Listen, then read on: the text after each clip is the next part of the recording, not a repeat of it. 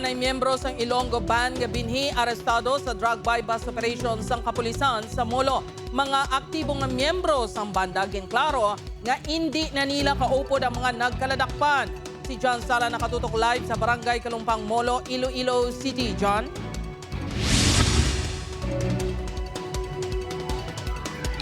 Jert, wala na nakapalagpa ang isa ka high-value individual kag isa ka street-level individual nga mga anay miyembro sang isa ka popular nga banda diri sa Iloilo City sa gitkas nga drug buy-bust operation sang Molo PNP.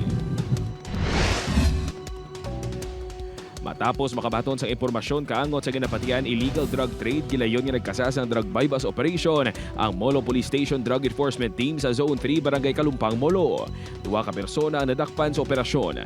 Ginkilalang mga subject kasanday Clarence Di Maisip, 57 anyos, kag residente sa among lugar. Kag si Rodney Bernadas, 62 anyos, taga Sambagharo. Yung subject natin is ang lead vocalist ng banda na binhi, kasama yung guitarist nila.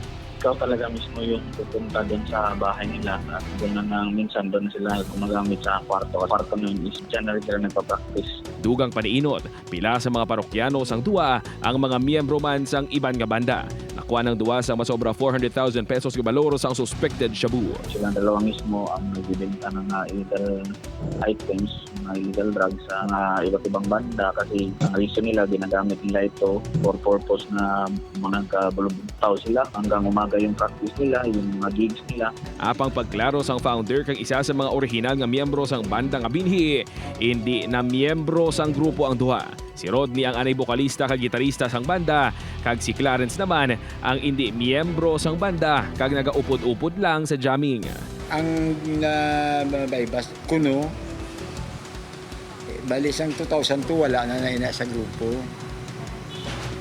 Ang amon nga grupo subong ga-existe amon niya yang amon sila yang binhi niya nga sa subong nga aktibo kami bali nga nagatukar. Sa piyak sa negatibong epekto sa among impormasyon sa ila, ginpasalig sang bandang nga padayon sila nga magadala sang kalingawan sa publiko. Ang mga contracts nga ara na nga nag-exist sa amon, nagpanawag kung bala madayon pa nga amon nga nga gig dira sa ilat. Kung madayon nila kay this news has nothing to do with us.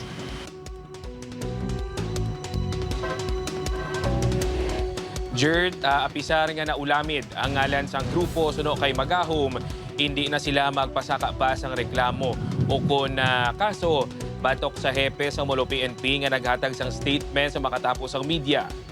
Jert. Manamogin nga salamat sa update, John Sala.